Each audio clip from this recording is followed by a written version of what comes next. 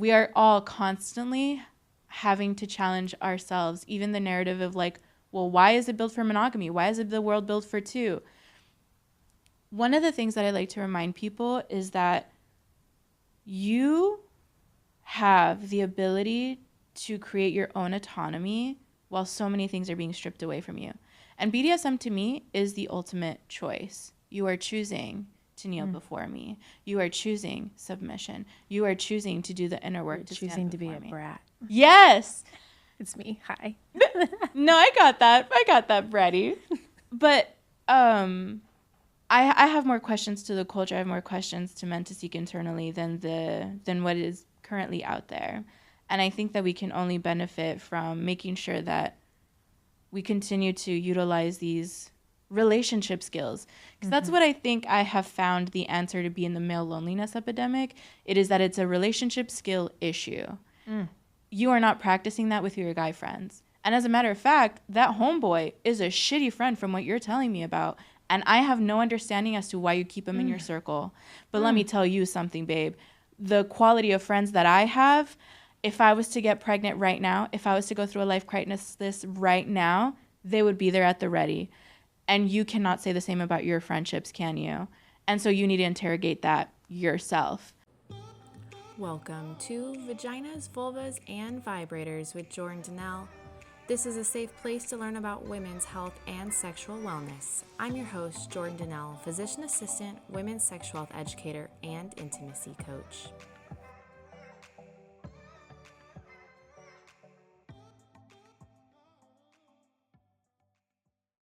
This podcast is intended for educational purposes only. It is not intended as medical advice.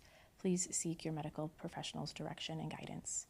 The views and opinions on this podcast reflect my own and my guests and are no representation of any institution or organization that I work for.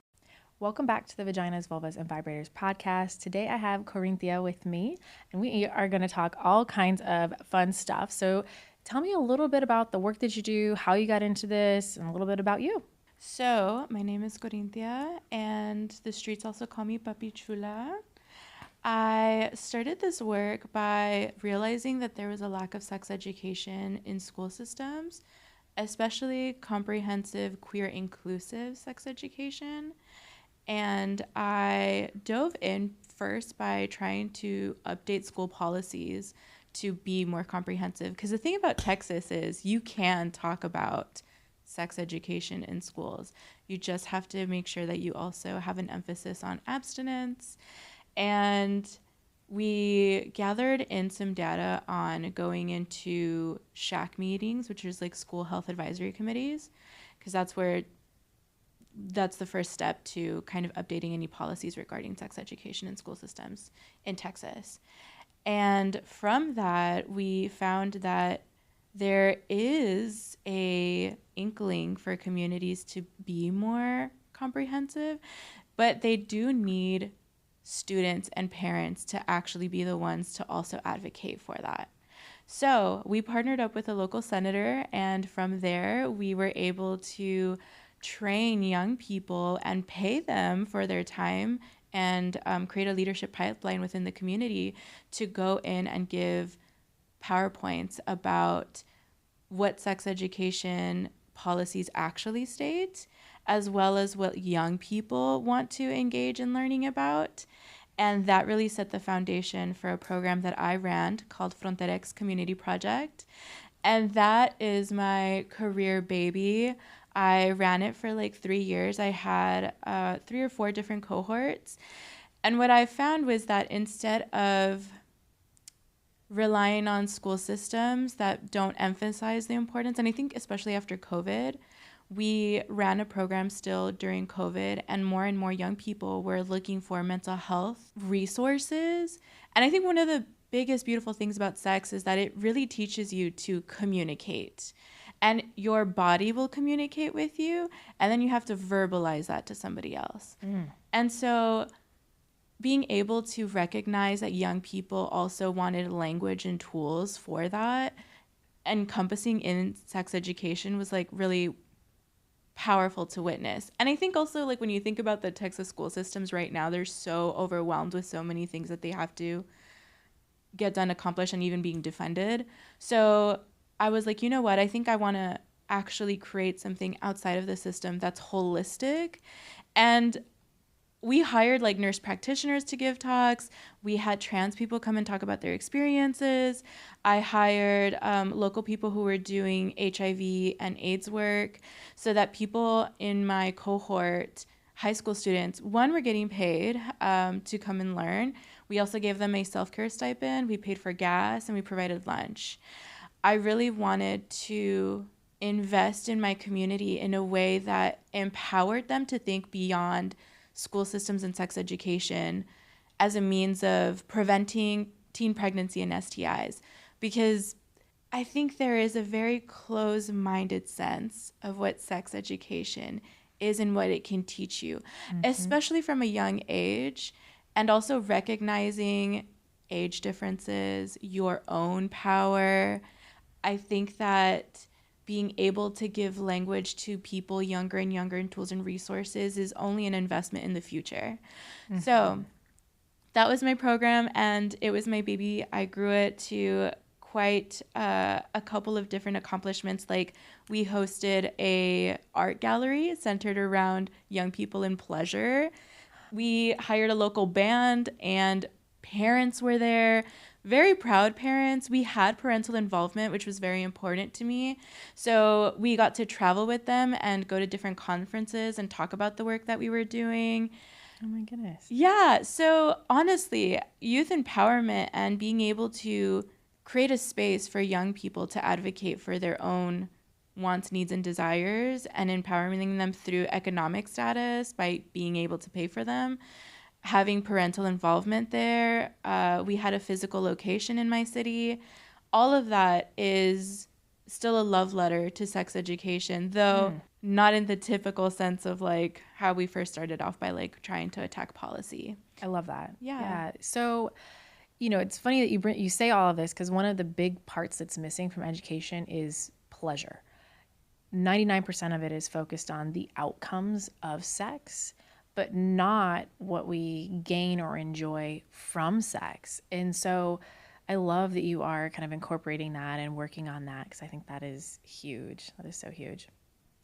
Yeah, and there was a couple of students too, and it's so funny to like witness young ladies apologizing constantly, which was like something, they apologized. And so I had to be like, what are you apologizing for? Quickly, give me a reason. And there was just something about wanting to build confidence for public speaking. So it really was a leadership pipeline, and being able to build these skills that are transferable in the bedroom, outside the bedroom, in career, in so many different things. And I also did get, towards the last cohort, young men into the program. It is so important to be able to also invite young men to learn these skills, to be curious about the hormone cycle of their peers. And it was also like really, really beautiful to witness them understanding and also wanting to curate and understand ways that men should be centered in sex education spaces. 100%. Yeah. It's crazy how, I'm kind of dating, not dating, but seeing men. And one of the big things that I talk about with my partners is when I'm ovulating to prevent pregnancy. And so often they're like, what do you mean? Like, you're good now? I'm like, well, it's post ovulation. I can't make a baby, so like you can shoot up the club, let's have a good time. And not that ejaculating in somebody means a good time, but for me, I got a little breeding kink, so I love to be coming. And sorry, Mom. I think that it's just like so important that men also know how the menstrual cycle works. You can't get pregnant all month, and women are kind of sick of doing the labor and doing all the education. One of the other like side points that you made me kind of think of too is I would love to get fertility awareness into schools, telling girls how to understand their menstrual cycle. And I understand, like, as a teen, your cycle's irregular. It's really hard to truly track and track well, but it's something that we need to know about and be educated about, so that they can use that lifelong to prevent pregnancy if they're not choosing birth controls.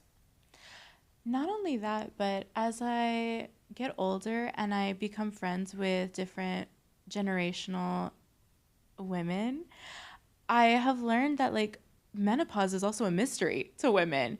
And I think being able to even put the idea of this is something that you should be not cautious of, but like aware of when you get older, and the differences between what it looks like to age as a woman and a man in school systems as a way of continuous learning about self is also like so vital. Menopause really has its like spotlight right now. In, you know, as a PA in the work that I do, I was just at a conference and they have like menopause society conferences, or like a lot of this conference was about hormone replacement therapy, of which they renamed MRT, menopausal therapy, or MTA. I don't know, some new acronym that I am not familiar with. But menopause right now really is having its spotlight, and it's finally being talked about because it's also one of those hormonal things that's just not discussed. And you know what else? The young women in my cohort would also come and say, I talked to my mom about this. That part.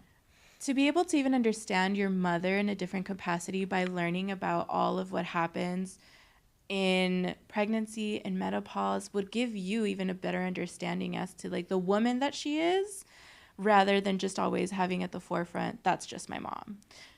Yes, and also she is her name first and foremost. And so, but that juicy bit of just being able to talk to parents about different things is like always really great. Well, and it opens up the communication lines. But the other part of that too is I've been talking on the podcast about how do we change it for future generations. And one of the big things is educating the adults. And so part of the movement is really getting to the parents so that they can get to the kids. And so if the parents are having more conversations, they're talking about it amongst their friends as well. It's just spreading the movement. Yeah, and I didn't get to incorporate this in my program yet, and I think that this is something that I will have to collaborate with different organizations maybe to work on, to maybe have classes for adults to attend and then be able to facilitate these conversations with the young people in their life.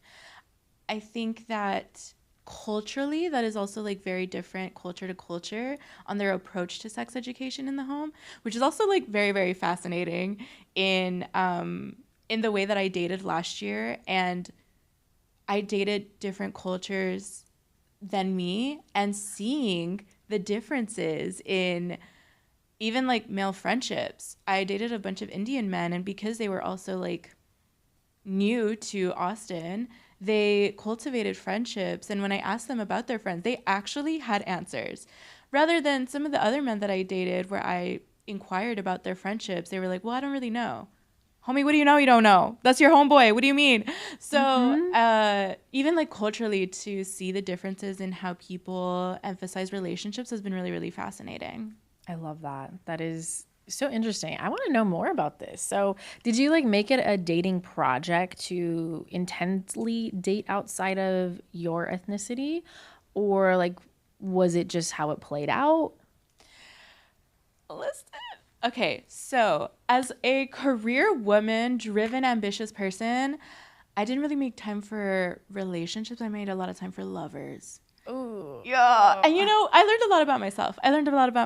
And I also learned that no matter how busy anybody is, if I have time to like still fuck my bitches and you don't have the ability to communicate when you're open, you either don't know how to reject politely or you just want a pen pal. And I'm neither one. So I definitely have that experience of like being a workaholic and also still making time for my partners. With that being said, like I said, I mostly made time for lovers than like relationships. And so last year I was actually on a sabbatical, and I took the time to actually see what it would be like to date in this stage of my life where I have emotional and all the time in the world. And so I dove in head first. I was in a 2 like lesbian relationships, and they absolutely shattered me. And then after that, I was like, you know what? Let me allow myself to just be messy for this year of dating. And by what I mean by that, because I did have guardrails, I don't want it to jeopardize like my friendships. I don't want it to jeopardize my family, but I just want to be able to explore any and everything that love and sex has to offer me at this time without shame, without guilt. And as long as I carried myself with integrity and being able to communicate to people, I was like, let go on the God. And girl, let me tell you, the streets sure do know my name. But Streets love you. Yeah. They love me too. No, but I started on the dating apps, which I've met good men on dating apps, and the girls are always gagged. They were like, ugh. And I'm like, girl, unfortunately, it is like a numbers game. And it also is just about you consistently being very forthcoming with what you are looking for. Because at the time, sometimes, listen, I just needed a face to sit on. Okay, I didn't necessarily need a date.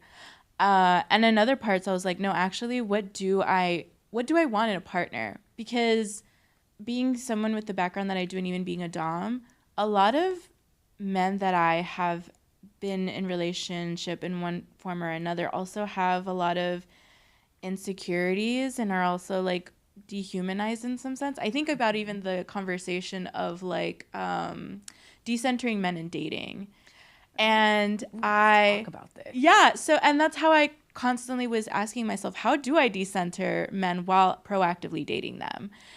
And what I found after a situationship that I was like wrecked from too, I went and I took a pause and I was like, internally, I was like, what do I want dating to look like? And I also interrogated the current modern dating rules.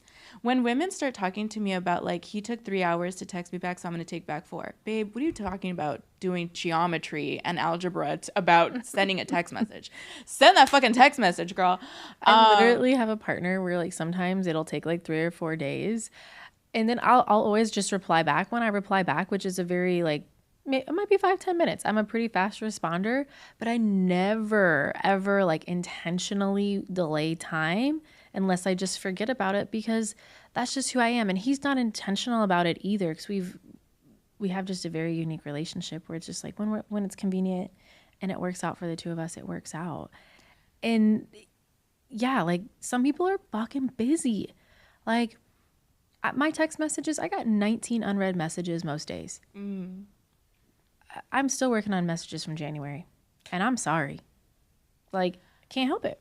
No, and I have had to. So I think also we internalize and think the worst of people. And as I've dated, I also remained curious about things. So I would just be like, hey, I haven't heard from you in a couple of days. What's going on in your world? And then they would reply, you know what? I'm really busy. I have like this project, or thank you for reaching out. Like, let's make plans, X, Y, and Z. And I think coming from a place of like positivity and curiosity definitely allowed me to date in a fun way, because I had a blast dating last year. And I had a blast because I really took charge of what I wanted my dating to look like. And I told people very upfront, I don't want to get to know you over text messages. I'm a voice notes, FaceTime, or phone call girl. And there were times where even in dating men, they struggled with that a little bit, because they were like, well, we're not texting all the time. And I was like, I also told you that I built connection through spending quality time together. And I am not interested in having this be a middleman as to how I get to know you. So again, like, these are my favorite ways to communicate and quality time. And when I was dating women got it. Women got it. They were working from home. I would go and I would drop off lunch, and then we'd have a cute little like work from home date. I'd bring in my laptop. They really, really got it. But I think men kind of have struggled a little bit in emotional vulnerability and also capacity. And I brought that up earlier because there were times where I also was dating very busy people. And as somebody who also like, I know what it's like to be busy, I just asked, do you have capacity to like be in a relationship right now or build a relationship? And if not, know that it's okay. This is a conversation that we can have, because I like these things about you. I like the way that you are a lover. I like the way that we instantly kind of click together in the ways that we have all of these interests together. I'm just looking to see what kind of emotional investment this should be. And that is how I semi-explored polyamory, because I was dating a couple of people who were aware of each other. Mm-hmm. And I also really deeply questioned within myself if polyamory is something that I should invest in really pursuing. Because up to this point, I was just kind of monogamous and would at times ask partners to be like open, because there was itches I needed scratching. Not everybody that I dated was always kink friendly, but that is always something that I have identified as a non-negotiable for me. Mm-hmm. And instead of cheating or pursuing other things in order to like fill that, I was just very open with my partners and being like, I need you to figure out if that's something that you're open to, and if not, then we need to figure out rules for me to explore that. So being able to communicate has like always been something that I have had to develop. And as I was like dating people multiple times at the same time, I was like, okay, so what is polyamory? And also, what is it that I need to listen within myself about like what it is that I want to explore? And I think my friendships have been a really great foundation at the capacity that I have to love multiple people at a time and not have them at a hierarchy. And that questioning within myself, I was like, okay, does polyamory maybe make sense for me as well? Well, yeah, I'd love to like break this down a little bit and talk about like the history of monogamy and kind of what your thoughts are on the fact that like we live in this world where it's like monogamy, you're supposed to be married. Literally on Instagram, just saw a post today about the single tax and how, you know, you pay 100% rent, you all unintended expenses are yours, your bills are yours, everything, insurance isn't split, no tax refund. So technically it's like 40% more expensive to be single, is from what I heard on the gram.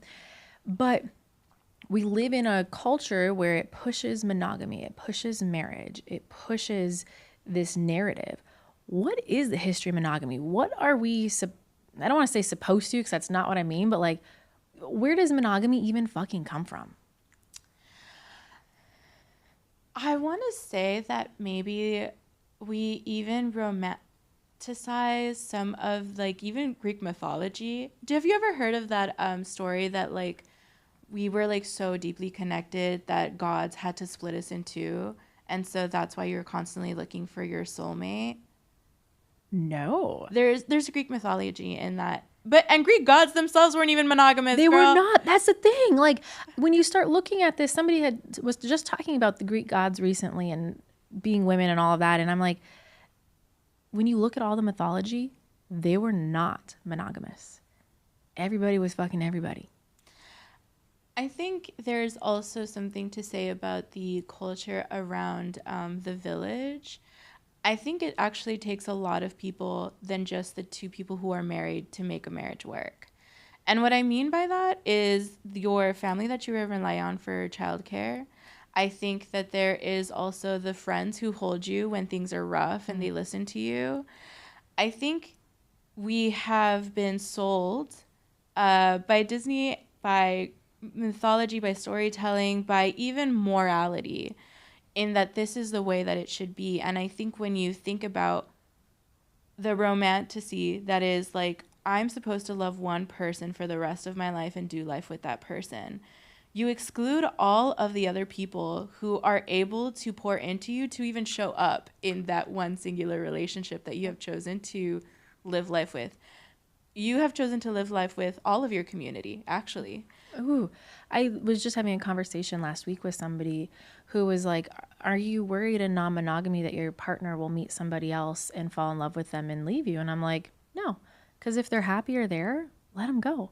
Like just because we're in a relationship with somebody doesn't mean that it has to stay that same way forever.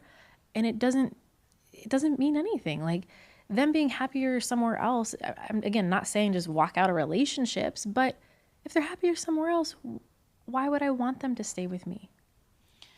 You know, something that I learned about polyamory and like alternative relationship dynamics while dating and having other women in my life who were in fulfilling relationships that I thought were beautiful, and others that I was like, that's not the relationship I would want, girl, but you chose that man and I love that for you, not for me. But there, I think, has been conversations that I've had with single women about constantly comparing themselves to people that are married, to people who are in relationships. And one thing that I took away from polyamory and just that is compersion.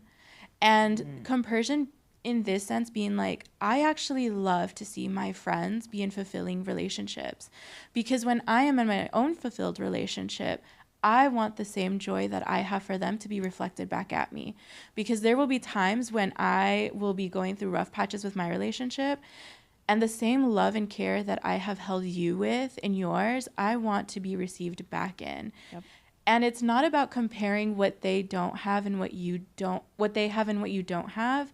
It's about being able to see the love even that you want to carry within yourself. Somebody loves your friend so much. In all the multitudes that you have witnessed your friend, another person loves them deeply. Think about the insecurities that we share with our friends and things that we carry within us that we're like, I'm just like insecure about these things or vulnerable. Somebody else saw all of those parts of them and loved them. That is the compersion element that I have chosen to move forward with, of just like loving that rather than comparing. I'm single and they have a life partner. And I think that's also forced me to reinstate in my friendships how much I see them as a part of my life, my circle, my life partners. Because I literally just came back from El Paso because I needed my village. I needed my people. And while I don't have a lover and a boyfriend, girlfriend right now, I do have my ride or die friends that have seen my growth, that have seen me in all different parts of my life and everything. And I choose them. And you know what? Actually, somebody asked me recently, do you believe in monogamy? And I said, I think I do because I practice it with my friendships. I choose them consistently. I keep curiosity about them.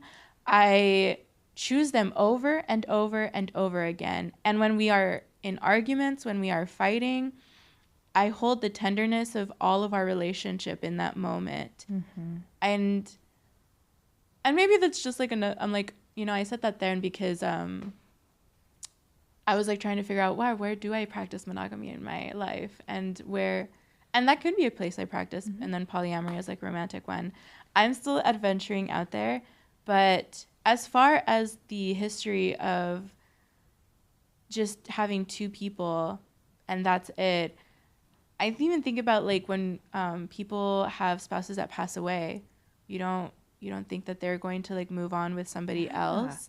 Wouldn't you want your partner to continue to live life fulfilled with somebody else? And it doesn't diminish your love story any less. Yeah. I think, oh, sorry. Well, I was just going to, add to this too, like with monogamy and our friends, people always ask me like, oh, well, aren't you lonely by yourself? Well, yes, but my friendships are so great with my girlfriends, and I have male friends as well, but they're such good friendships that I'm getting 99% of my relationship needs from them. And I don't need a partner to get my relationship needs met.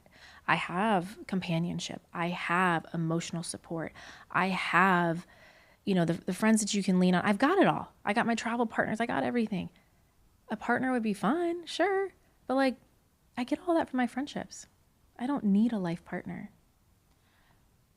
I feel like that's something that I have like struggled with this year on choosing an inconvenient life, because I have had dating experiences where I was dating men who were good men, values aligned. But they were like, if you were going to pursue like being a voice around like sex education and kink BDSM, I'm not sure if that is like something that I can get behind, or like how comfortable I am with that. And that is where a lot of like my dating struggles came from, actually. And I was like, sitting down with the fact that I may have to choose a partner who celebrates with me some of the things that I deem worthy of celebrating, rather than a partner who doesn't.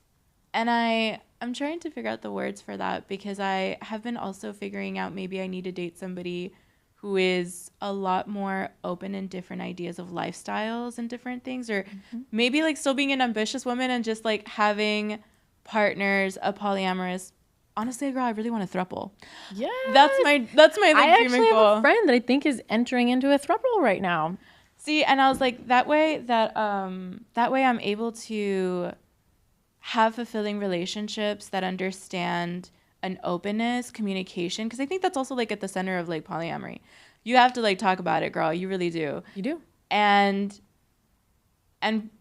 be with people who celebrate the ambitious goals that I have, rather than some of like the conventional safety of a partner who is like vanilla, who I could build a life with, but it wouldn't be a fulfilling life to me. And you have all of the chains on you that holds you back from doing what you want to do. And at the end of the day, like, we live one life. And fuck it, there's more people out there. And that has kind of been the summary of my dating life that I experienced, where I was just like, I know that there's good men out there because I dated good men. I dated wholesome men. I dated curious men. I dated men that I had to tell, I need you to be more curious. And I also like had to, you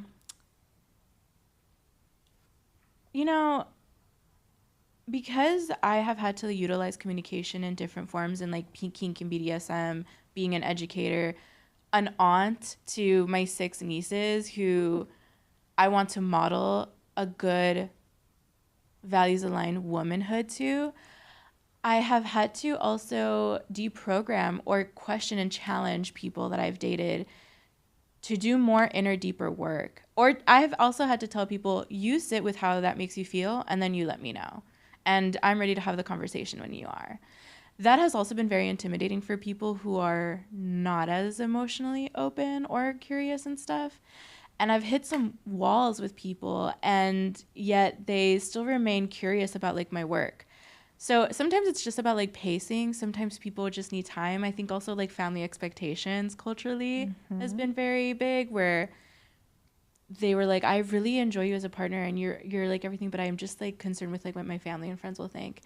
And I was like, baby, I don't know what to tell you, because my family and friends know about what my business is, and they're supportive.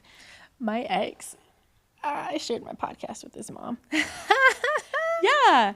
And I think that after she saw the vibrators in my room and I gave her one. Wasn't supposed to tell anybody that, but cat's out the bag. Exclusive.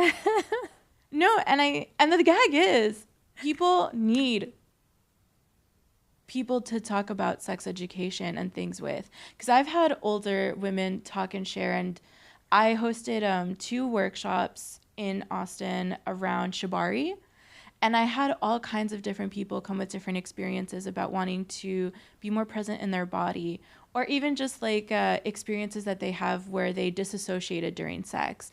So many different things that encompass sex education and pleasure and advocacy is needed.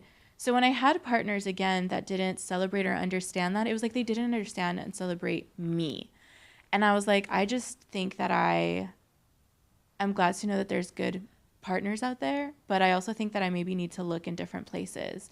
100%, because your partner should really support you as a whole. And this is a part of you.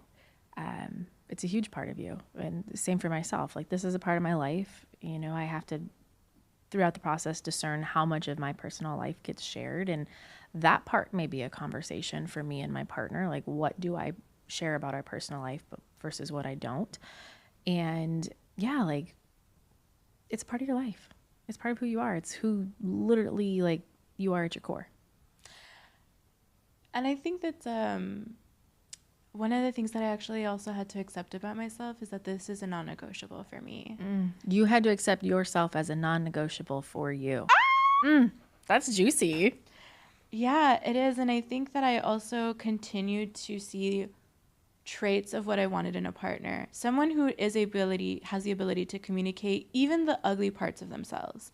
I'm jealous or whatever have you, like whatever is risen up of whatever I'm doing. Because I've gone to like sex conferences and my phone is blowing up and I'm just like, I'm literally like at a workshop about like communication or like community building or something.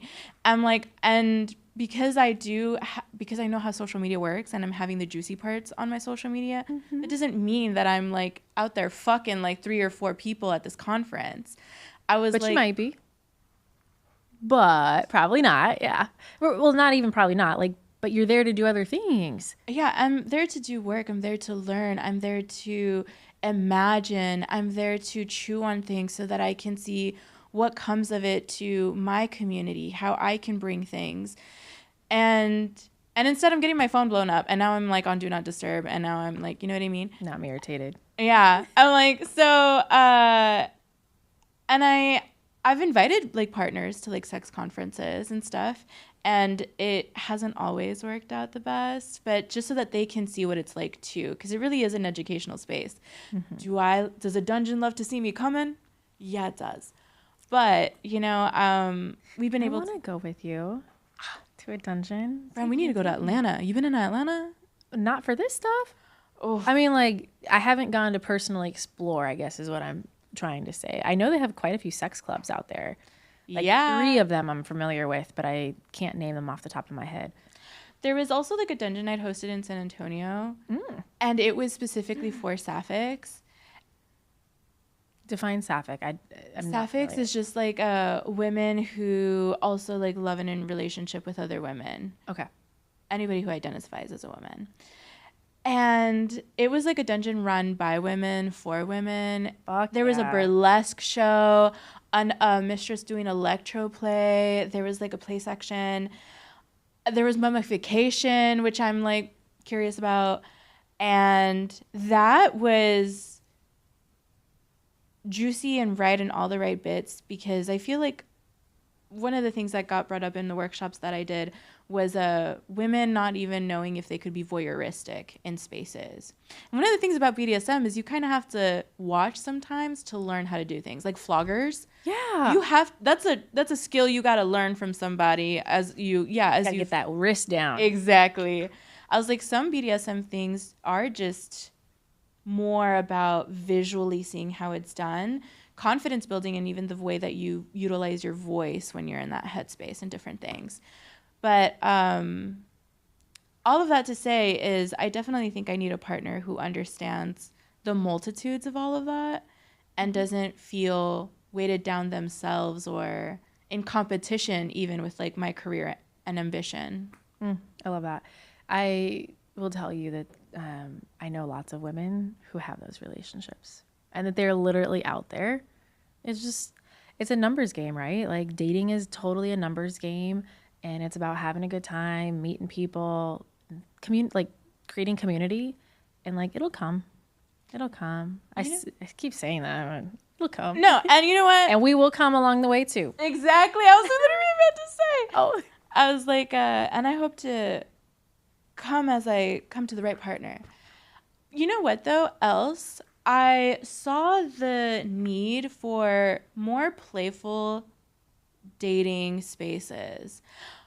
Have you ever went speed dating, girl? I have not, but I'm actually curious about it. There was one last night, I think, but I was not in the space for it. I went to a speed dating event and I was like living my 90s fantasy. Have you ever seen like rom-coms in like the 90s and stuff, and they were like going on speed datings? I don't know that I don't watch a lot of TV. That's fair. So I don't know. I love movies, and there's this movie Valentine, and like the first opening scene is like them going speed dating.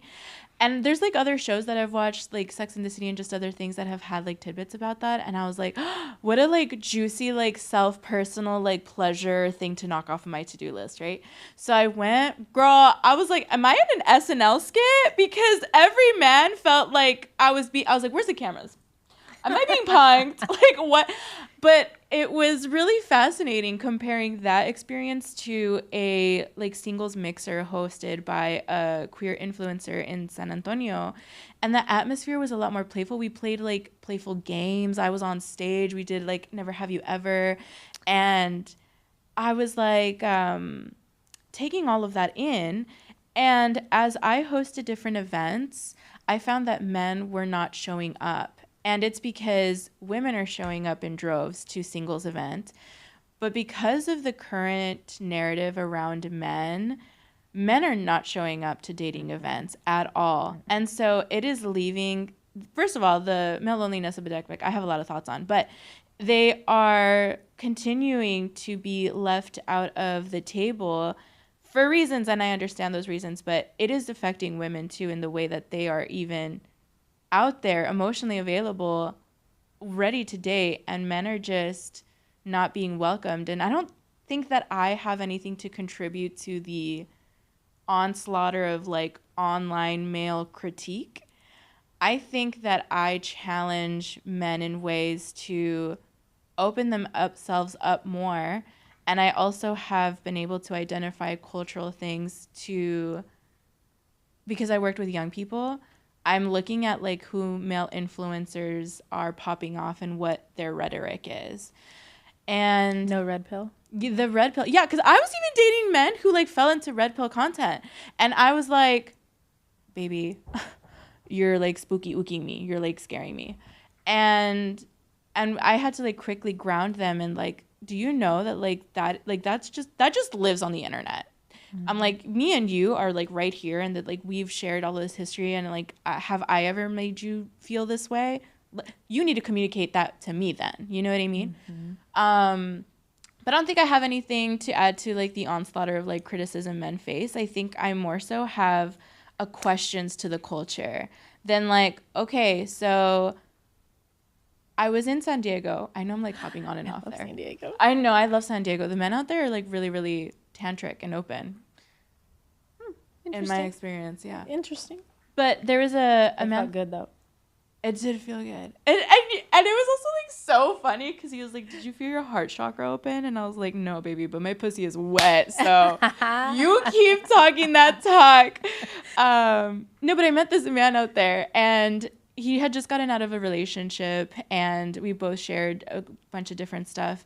And we went to the beach, and he was like, "Yes, I've been talking to like ChatGPT about like my breakup." The horror on my face when he told me that, I was like, "Baby, why not a therapist?" And he was like, "My therapist is actually going through a divorce too." Girl. And so he was like, "Do you want to look through our chats?" And I was like, "Wow, yeah." And as I was looking through his chats, I was like, "Baby, I want you to know that this is an algorithm. And the answers that you are seeking desperately as to where things went wrong, and I see you trying to put even things about her in this algorithm, you will never get the answers that you are looking for until she's ready and you guys are in a place to be able to have a conversation together." And I told him, "You are so focused as to her why, you are not sitting with your own why. Ooh. Why did you end up here? Where did you betray yourself in this relationship? Where were you not talking? Where were you not sharing in vulnerability? While you are so busy internalizing her why, you are not interrogating yours. And that will serve you a lot better for the time and period you are able to sit across from her and talk to her than you talking to this fucking algorithm." Amen.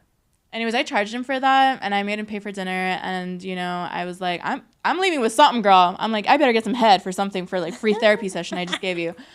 But I'm more interested in interrogating and asking men to seek deeper within themselves rather than, you can go online and there's plenty of other people, you know, giving heavy criticism and fuck men and fuck all these things. And what I'm finding is even when they are in healthy relationships, they still hold back. That is not something that I am trying to serve in. And it is for the betterment of women, because women are what? Also at the end of emotionally unavailable men or men that hold back from them. We are all constantly having to challenge ourselves, even the narrative of like, well, why is it built for monogamy? Why is it the world built for two? One of the things that I like to remind people is that you have the ability to create your own autonomy while so many things are being stripped away from you. And BDSM to me is the ultimate choice. You are choosing to kneel before me. You are choosing submission. You are choosing to do the inner work. You're choosing to be a brat. Yes. It's me. Hi. No, I got that, bratty.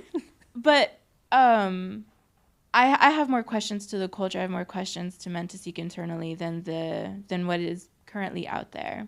And I think that we can only benefit from making sure that we continue to utilize these relationship skills. Because that's what I think I have found the answer to be in the male loneliness epidemic. It is that it's a relationship skill issue. You are not practicing that with your guy friends. And as a matter of fact, that homeboy is a shitty friend from what you're telling me about. And I have no understanding as to why you keep him in your circle. But let me tell you something, babe. The quality of friends that I have, if I was to get pregnant right now, if I was to go through a life crisis right now, they would be there at the ready. And you cannot say the same about your friendships, can you? And so you need to interrogate that yourself. Ooh. We are definitely going to have to get on the podcast and talk more about the male loneliness epidemic, because that actually hasn't even been on my radar of topics to talk about, but it so directly impacts women and dating for us. If you are in a heteronormative relationship, like it does have such an impact. And ooh, that's so juicy. So I love that. Well, chatting with you has been amazing. Before we wrap up today's podcast, I do have 2 questions for you. The first question is, what are you currently interested in exploring for yourself sexually? Oh, okay. So I am on the hunt for a service sub dynamic. I talked a lot about like dating vanilla and figuring all of that out. And I think for the space that I'm in right now, I really want a dynamic that is in servitude to my ambition and to my craving of companionship, and an understanding that to care for me is to care for my ambition and to be able to achieve my goals. And I get like so like sentimental about it because I, for the longest time, have also felt like I catered my dominance because it was being paid for people. And another thing that I'm doing for my own pleasure is exploring other dom headspaces, more playful ones, more romantic ones. In El Paso, I actually was able to connect with another dom over there who's doing incredible work, and she did fire play on me. Oh, that's fun. Yes, so I'm definitely in a much more playful mind, romantic, and looking into other places to explore in BDSM that isn't always the chains and whips and pain of it all. Awesome. How do you define pleasure? Ooh, how do I define pleasure? The way that I'm going to chew on that question for like the rest of this month. How do I define pleasure? There is a moment in a sub-dom dynamic where your partner looks at you and they see all different parts of you and they don't run away. I think pleasure for me right now means running towards myself faster, harder, unapologetically, in realizing that there is ultimate power in owning every single atom within me. And I think that anything that I explore through my running towards of myself is pleasure. I love that. Well, where can the listeners find you at? They can find me on Instagram at Papiii Chulaaa, Papiiii, and then Corey Smiley Face on my personal. Oh, I'm also on Substack. Oh, are you? Yeah. Ooh, I did a Valentine's series on like ways to build desire. So many men online were giving the advice of like, just schedule a dinner reservation, get her flowers. And I'm like, that's boring. How about you write her a smutty story and then you do it. her? Yeah. Oh, Lord have mercy. Take me now. Yeah. And also men need to learn how to take better, sluttier pictures. That part. I love it. I love it. Well, thank you so much for chatting with me. Thank you so much for having me. I had such a blast. Thank you for joining today and continuing to bring awareness to women's health. If you love this show, please subscribe so you never miss another episode, and leave a review for others to see. If you want to see me on the daily, you can check out my bio for links to all my pages. Be sure to share this episode with your girlfriends. Thanks again, and see you next episode.